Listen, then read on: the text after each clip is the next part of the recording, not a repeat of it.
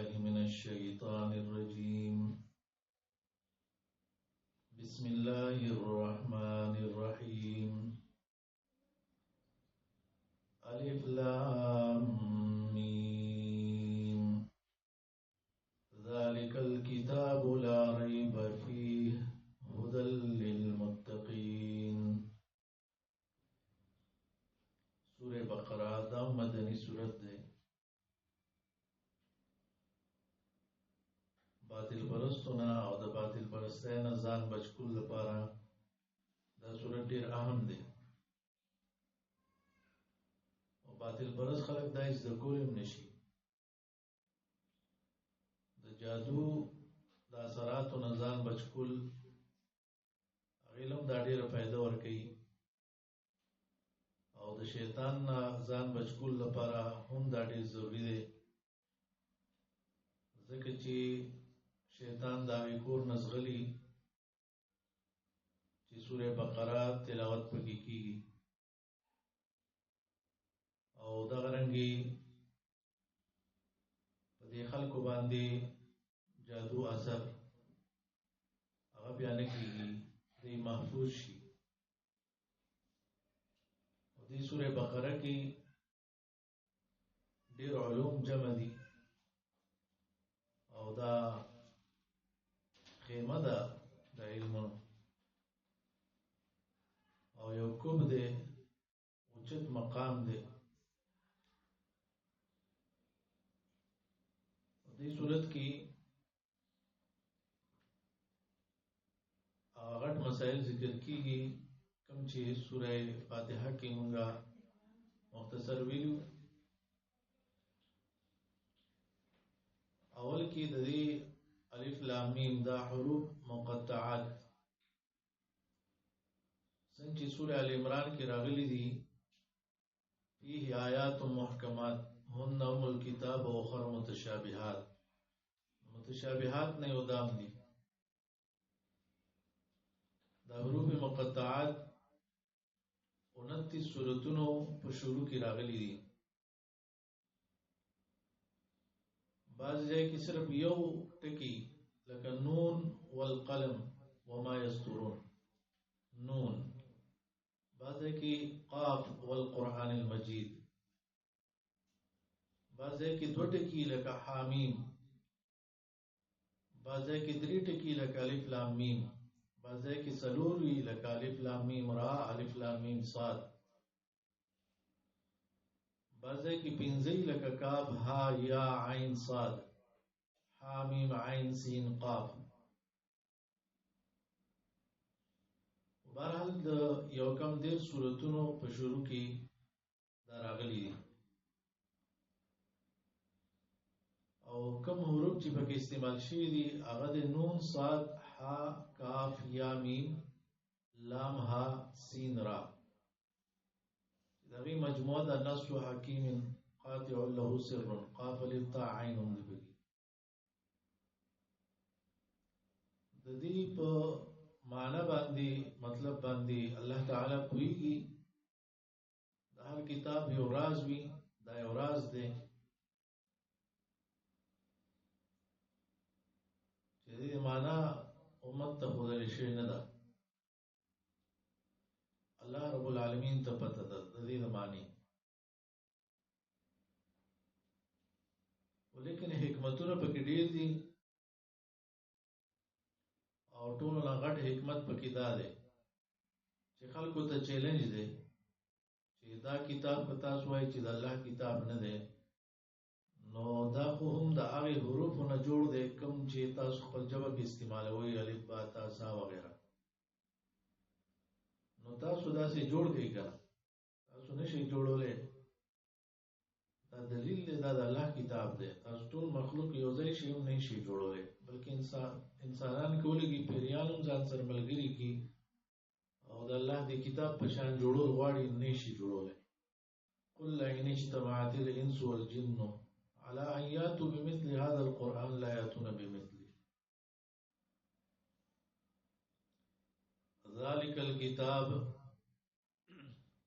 دا پورا کتاب دے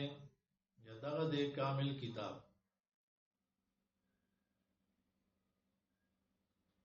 سره لیکل شوی دی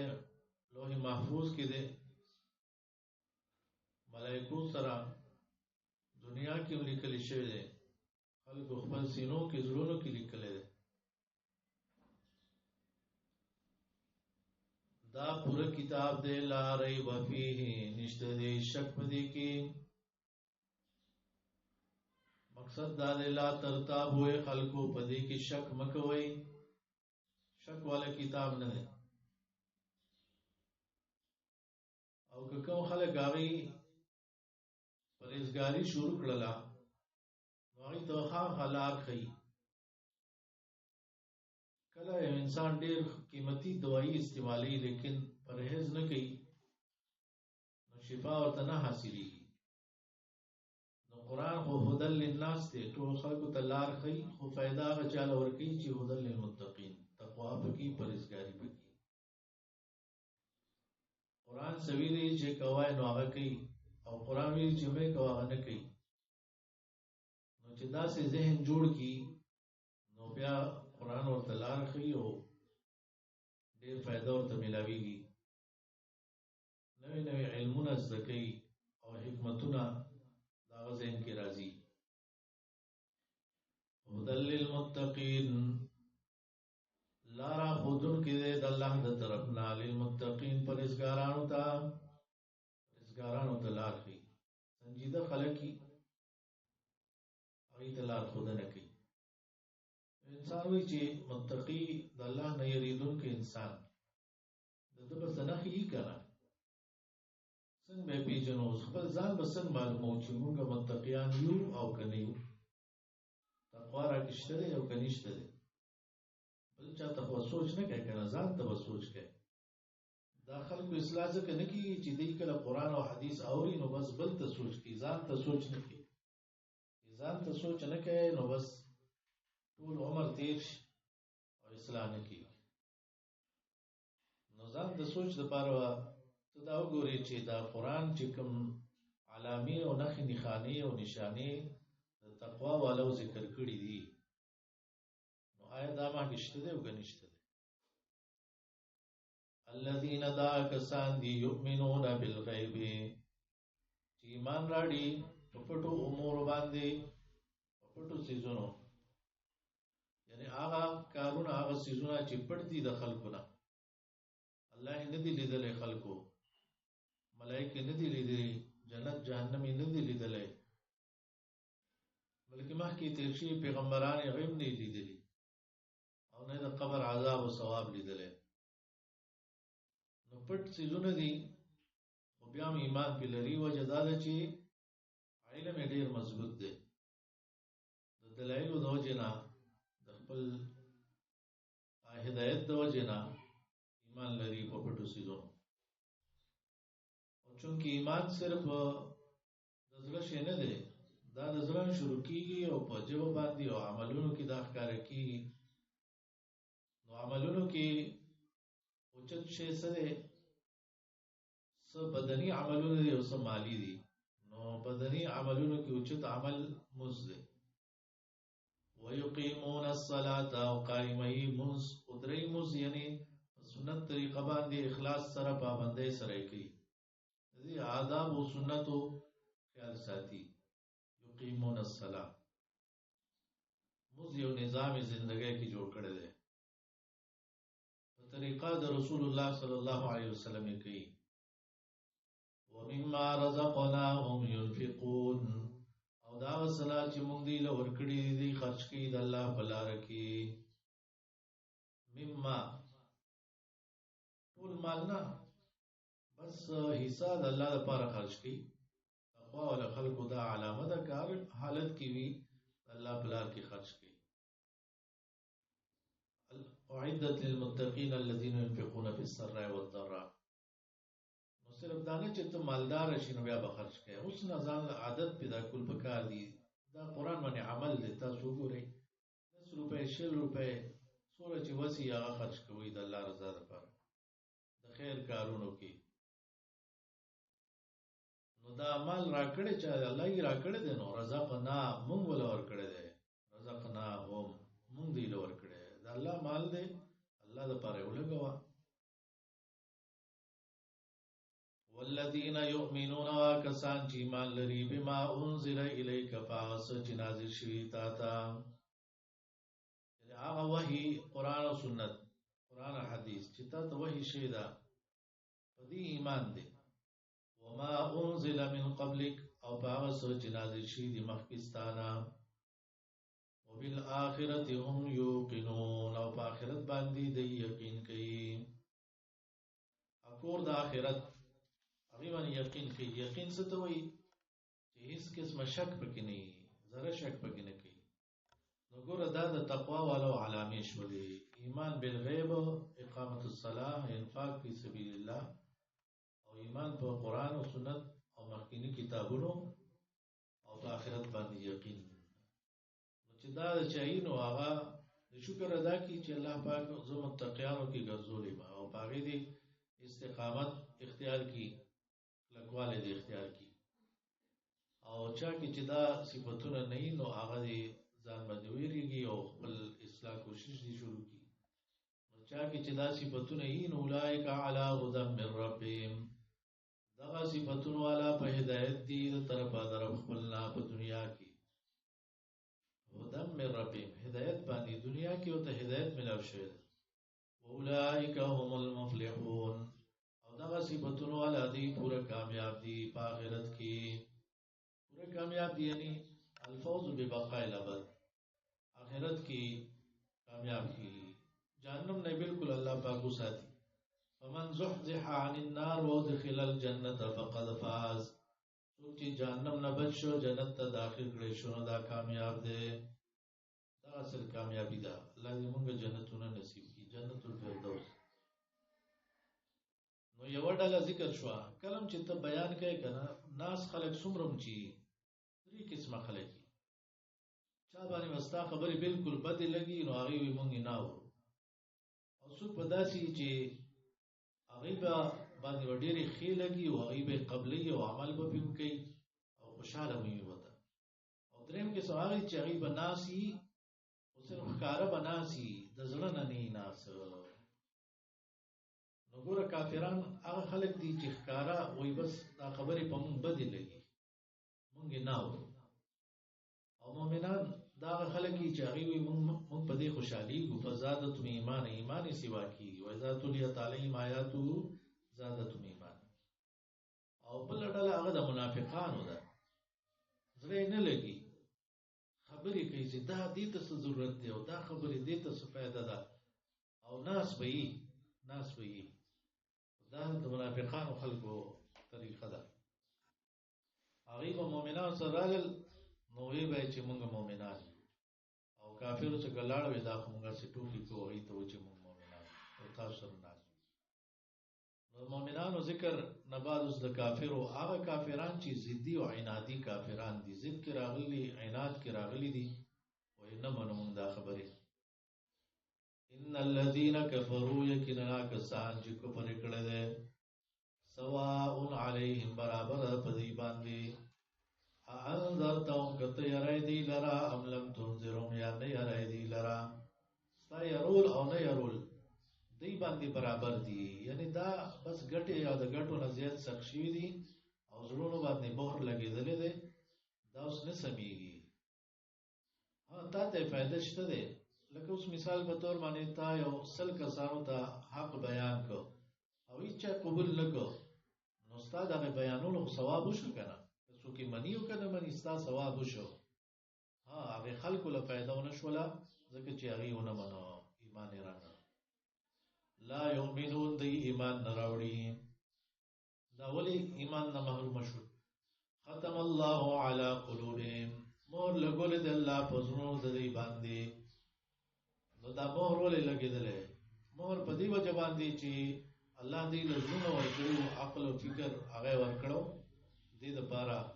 چې دې د الله دین عزت کی ایمان معلوم کی دینه وګونه استعمال کړل نه سترګې استعمال کړلې نه خپل عقل او ذهن او زړه استعمال کو د الله لپاره دا ټول صرف دنیا له لګاو نو چې اوس مثال په تور باندې ته د سره د الله دین اورینا د الله دین پڑھاوای نه د الله دین بیانای نه او نه پاغي باندې عمل کوي نه چانه تاسو کوي نو څنګه به د ژوند کې خوشحالي راځي او څنګه به د زړه پراخه کیږي او خوشادګي او پاغي کې راځي زړه به خراب وي نو چې زړه کې اخر یو داسې مقام ته ورسي بیماری نه بعد او د زړه داغونو نه بعد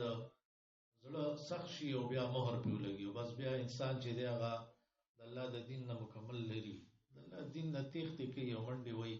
خوند ولم نه ورکوي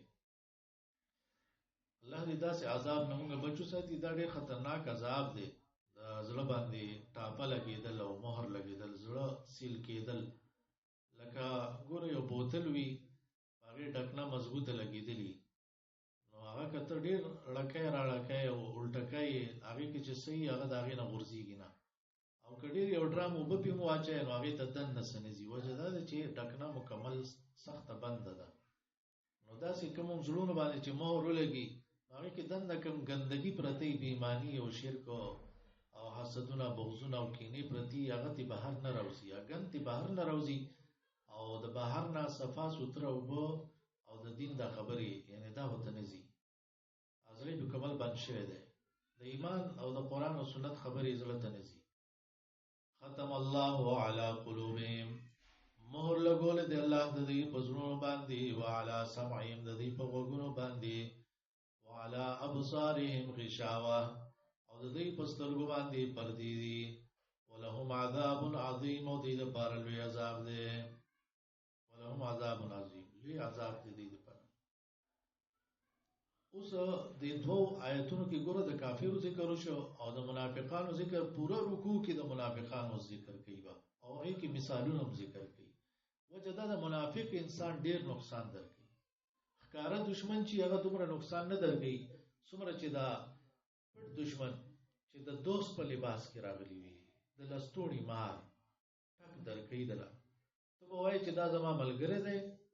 هغه ظالم تاله نقصان درکوي فساد کوي نو منافقان داسې خلک دي پټ ماران دي دا پټ ماران نو د پټ انسان پیژندګلي ډېره ګرانې که نه چې اوس لکه ته وایې چې دا زما ملګری دی پکې ناست ستا ملګری نه دی نو د ده پیژندل ډېر ګرانې نو الله پاک ډېرې نښې ذکر کړي منافقان به څنګه پیژني نو یو غټه نښه اول آیت کې ولا ذکر کړله چې دا داسې دي په ژبه ډېر خواږه دي او زړه کې زهر پروت دی ژبه باندې تا ته صرف وایي چې ملګري وو او تا دپاره حلال کړی چرګ یم او تا مې ځان قربان دی او ته خو زموږ شیخ القرآن یې او ته خو زموږ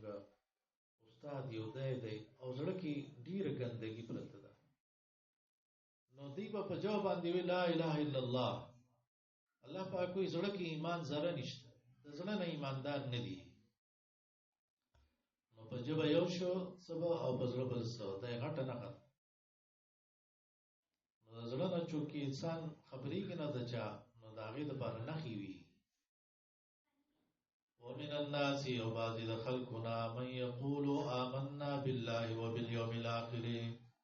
هغه څوک دی چې وایي موږ ایمان راوړی په الله په ورځ د آخرت ډېر کمالي خبرې کوي چې ګوره د الله نه شروع کوه تر آخرته پورې څومره ایمانیات دي په دې ټولو زموږ ایمان دی الله پاک وایي دا خبرې خو ډېرې ښې وکړئ خو لیکن وما هم بمؤمنین او نه دي دی ایماندار ذره مؤمنان هم نه دي بمؤمنین ذره ایمان پکې نشته دی زړه نه دی کې ایمان نشته دی نو دا ولې بیا دی دا وایي چې لکه اوس یو کس دی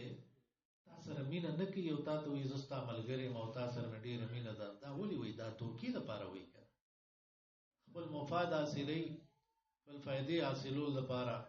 دوکه باز انسان دی نو دوی به دوکه کولو مؤمنانو دوکه کولو لپاره صحابو دوکه کولو لپاره دا خبرې به یې کولې څه لپاره چې زکات صدقات به راکوي دعوتونو کې به مونږ شریکوي او ودونو کې به شریکوي که مونږ نکاح لپاره پیغام لیږو نو رشتې به راکوي د دنیا غنیمتونو کې به مونږ له پیسې راکوي دا ټول د مفاداتو دپاره قبرستان کې به د دې ښخي او بیماران شو تپوس له راځي او زمونږ به خیال ساتي ځکه چې دا ډېر ښه خلک دي او خفه کېږي د خلکو تکلیف باندې او بس مونږ له وزار را رسي او زمونږ دنیا به برابرې دنیا به وښي دا د منافقانو چالونه او چل یې جوړ کړی یخادعون الله ټګي کوي دی د الله سره الله سره څوک دوکه نشي کولای دې خپل خیال داو والذین آمنوا دا کسانو سره چې ایمان راوړل دي نو د منافق بلغه نه قدا دا دوکباز دي دوکباز ټکی کوونکې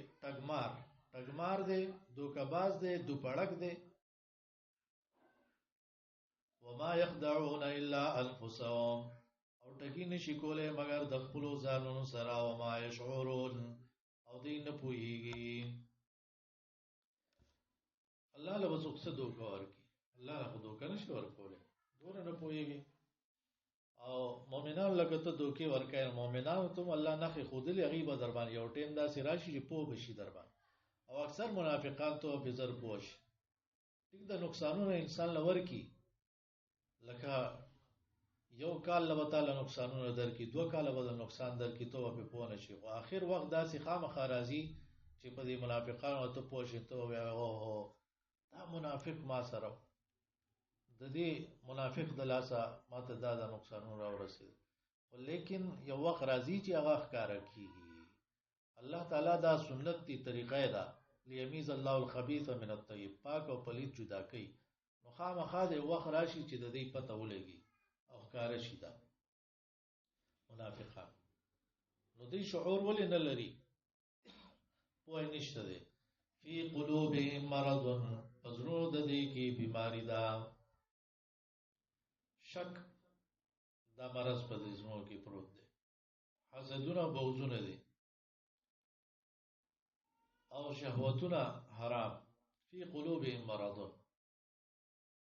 او د منافق د کافر سره ملګرتیا او محبتونو هغه مرض او چغلمار خلق چغلی دا مرض حالات د مسلمانانو بیاغی ته رسول او د مسلمانانو زنانو پسې به شعرونه جوړول دا منافقان اکثر د خزو پسې خبرې کوي ډېرې پاک دامنو زنانو نارینو پسې ګنده خبرې کوي دا منافقانو غټ مرضی فی قلوبهم مرض فزرون د دې کې بیماری دا فزادهم الله مرضا زیاتې دی لرا الله مرض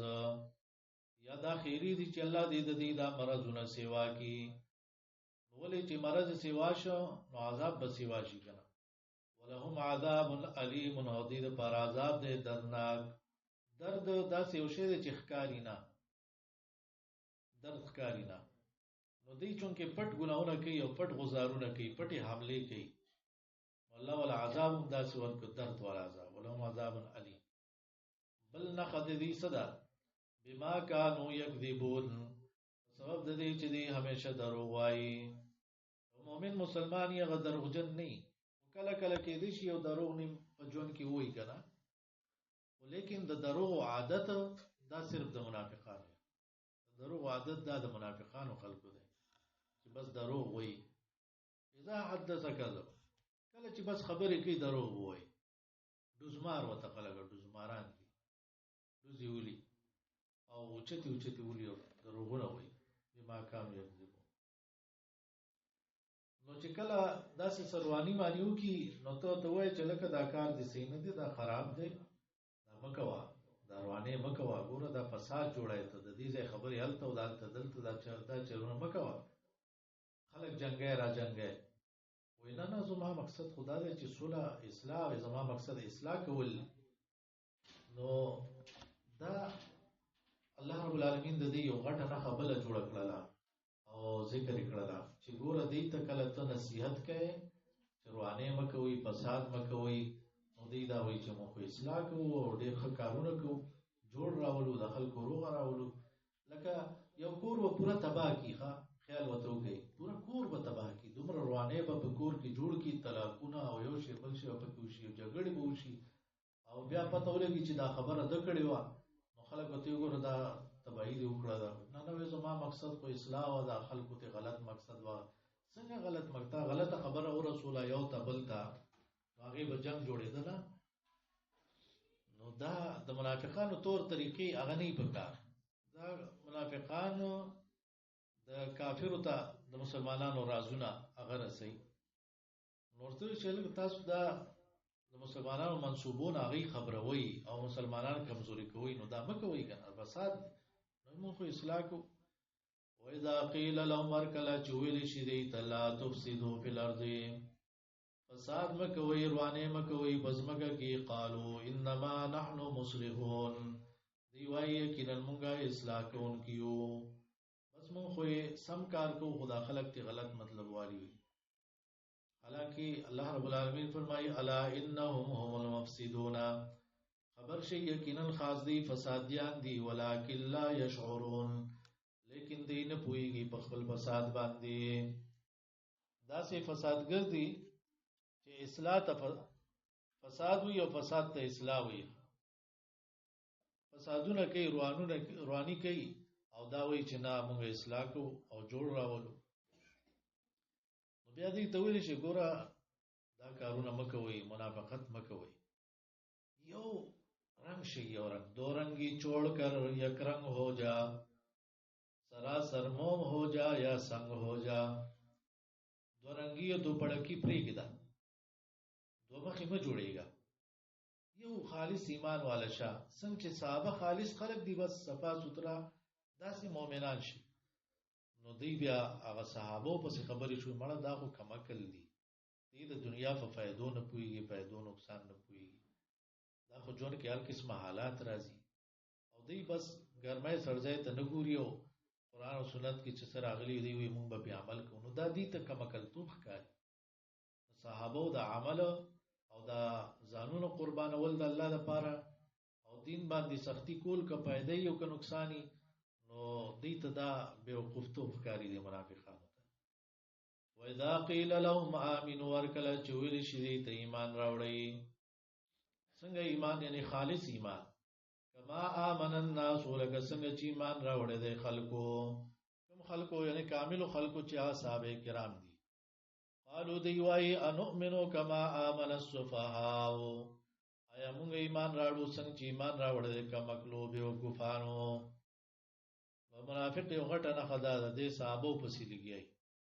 کوم کتاب کې چې صحابو پسې خبرې لیکلي یا کم بیان کې صحابو پسې لګیای خبرې کوي، نو دین وزن ساتي. دا خو منافقانو خلکو کارونه، صحابو پسې خبرې کول. الا انهم هم السفهاء ولكن لا يعلمون، خبر شي یقینا دی بیوقوف دي کما کلی، ولكن لا يعلمون، لیکن دی نه پوهیږي په خپل بیوقوفای باندې، خپل فساد باندې نه پوهیږي، نو خپل بیوقوفای باندې نه پوهیږي. ګوره یو کس ته هغه وایي زه کما کلی ما، نو دی به بچ شي د ډېر نقصانونو نه، ځکه ته پته ده زه کمکل یم، بس نه کمکل خبره وکړم، کمکل کار وکړم. نو دی ډېر ځایونو کې غلی او کارونه هم ډېر په احتیاط سره کوي چې غلطي ونه کړم، روانې ونه کړم. او یو سړی دی کمکل او ځان ته ډېر هوښیار وایي، نو بس دی بیا نقصانونه کوي، نو تباهیانې کوي. نو دی ته دا پته نه چې مونږ کمکل یو، مونږ بیوقوفان یو، ولکن لا یعلم. وَإِذَا لَقُوا الَّذِينَ آمَنُوا، کله چې مخامخ شي ملاو شي دا کسانو سره چې ایمان راوړی دی، قالو دی وایي آمنا مونږ ایمان راوړی دی. دا یو څنګه دوه مخیزي ذکر کوي. مؤمنانو سره یو ځای شي نو یا آمنا مونږ ایمان والو، مونږ ایمان راوړی دی. او چې شیخ خپل شیطانانو څخه یعنی کافرانو، مشرکانو، منافقانو، مشرانو څخه لاړ شي، هغه ته مونږ خو تاسو سره یو. نبی اسلام مثال ذکر کړی دی، وای منافق مثال داسې دی لکه یو بیزا چې دوه کنډکونو میز کې کله یو کنډک کې پیسه پسې ګرځي، کله بل کنډک کې، نو ډېر ناکاره مثال دی دا. وَإِذَا خَلَوْا إِلَى شَيَاطِينِهِمْ، کله چې ځان لشي خپل شیطانانو سره، قالو دی وای انا معکم، یقینا مونږه تاسو سره یو، انما نحن مستهزئون، یقینا مونږه ټوکی کوونکي په مؤمنانو پورې. چې هغوی ورته مشران ورته بیا وایي چې ښه تاسو مونږ سره یې، نو دا مؤمنانو سره ولې بیا ځئ راځئ؟ وایي دا خو مونږ هغوی سره ټوکی کوو، هغوی پورې ټوکی کوو. هغوی سادهګان دي، هغوی وایي چې ګنې مونږ مسلمانان یو، حالانکې مونږ هسې ټوکی کوو. الله یستهزئ بهم، الله ټوکی کوي دی پورې، او الله به ټوکی وکړي قیامت کې. ګوره دی عملونه کوي د اسلام، منځونه هم کوي، تلاوتونه هم کوي، او د خلکو په مخ کې ذکر اذکار هم کوي، او د خلکو په مخ کې بعض اوقات صدقې او خیراتونه هم کوي، خو الله رب العالمین ولا ذره ثواب نه ورکوي. نو دا غټه ټوکه ودا شو. بل د قیامت پر ورځ باندې دی به مؤمنانو سره رڼا کې رواني، او ناڅاپه الله به د مؤمنانو هغه رڼا جاری وساتي او د دې نه به رڼا ختمه کړي، دیوال به میاس کې راشي. نو دی پورې دا ټوکې شولې کړه چې دی روان کی جنت طرف ته او وې رسي جهنم ته. دا ټوکې الله بدل ټوکو سزا درکې داسې. ويمدهم في طغيانهم،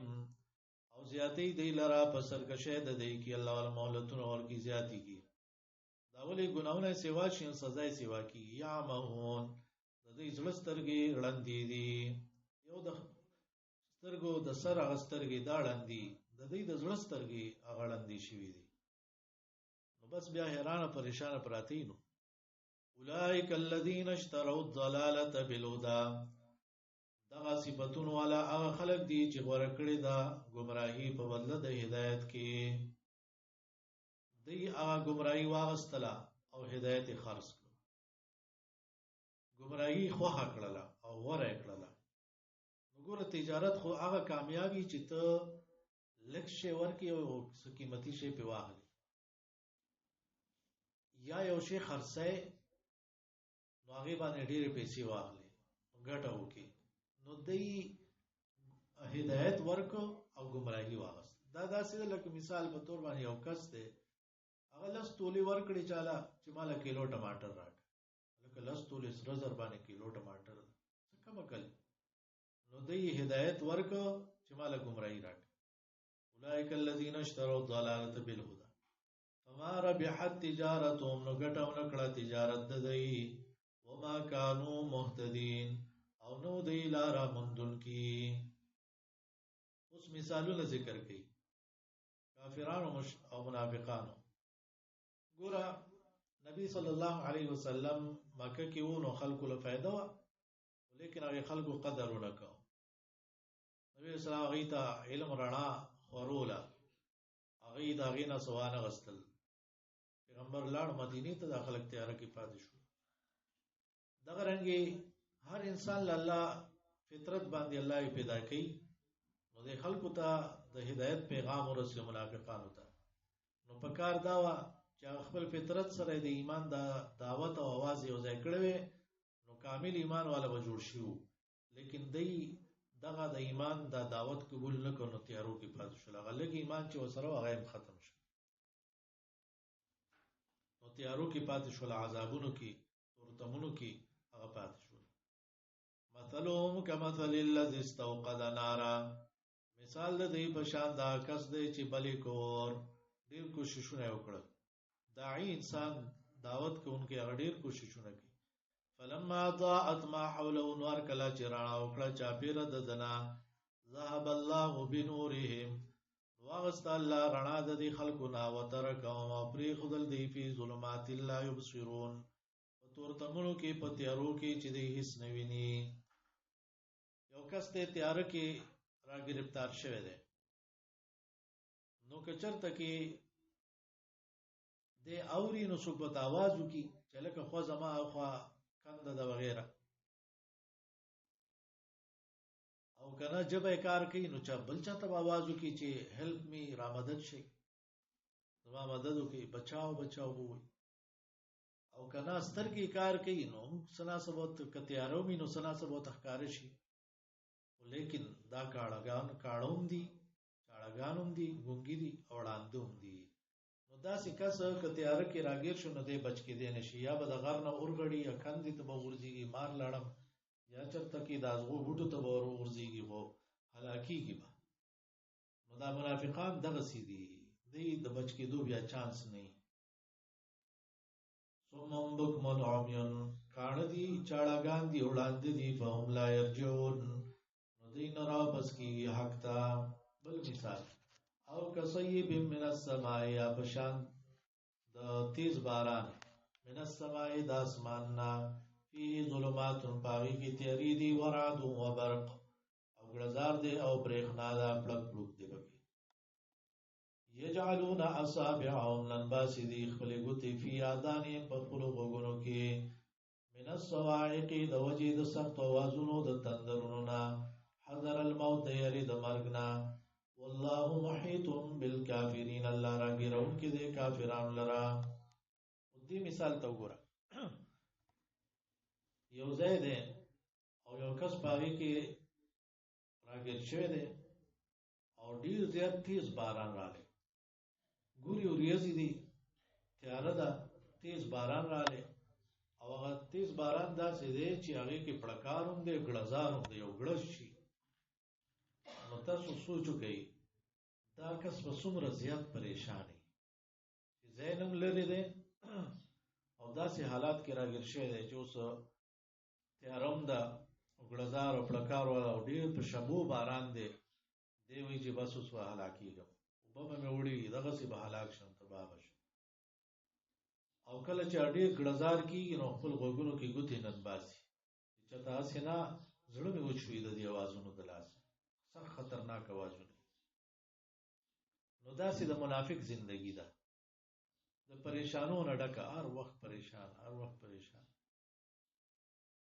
د مرګ یری دی هغې کې پروت دی.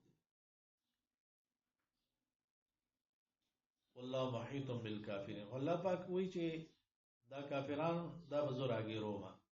لکه یو کس دی هغه باران کې راګیر شوی، غوږونو کې ګوتې ننباسي، نو دلته څه تکلیف رسېدو والا دی، نو دې ګوتو باندې بچ کېدی نه شي. نو داسې منافقان چې دوی څه منډې ترړې وایي ځان د پریشانو لرې کولو نه دپاره خلاصېدی نه شي، عذابونو کې راګرفتارېږي. اوس د دې یو حالت ذکر کوي چې دا داسې عجیبه خلک دی که فایده پکې که نه نو بیا د دین عمل هم کوي. لکه تو ورته ووایې چې راځه درس دی او ته به بریاني وخورې نو سیده راځي به، ځکه اوس یې فایده ده پکې. که ته ورته دا ووایې چېرې جهاد دی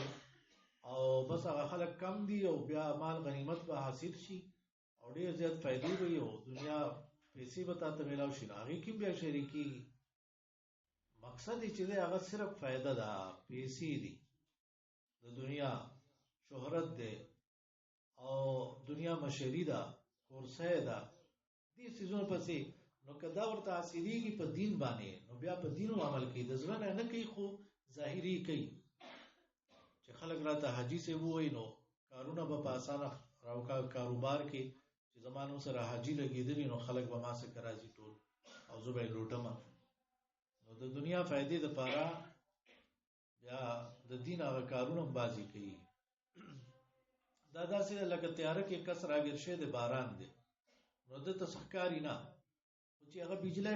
د وریځو پړک وشي که نه نو ده ته پته ولګي چې مخکې لاره داسې ده، یو څو قدمونه دی والي او ور روان شي.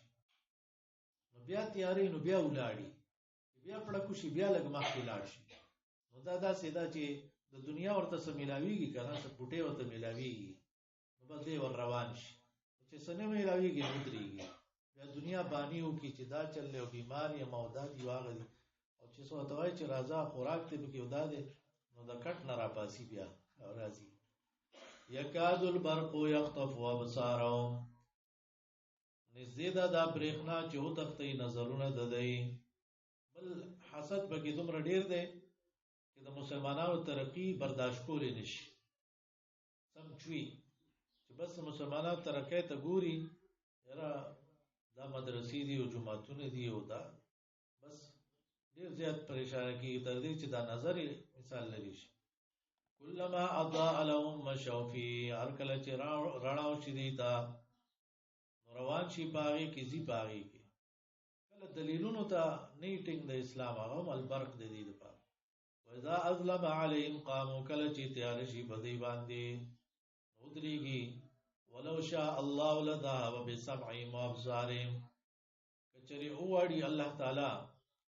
نو وابخلي غوږونه د دوی، وابصارهم او سترګې د دوی. ان الله على كل شيء قدير ان الله على كل شيء قدير، یقینا الله په هر څه باندې قدرت لرونکی دی. اقول قولي هذا استغفر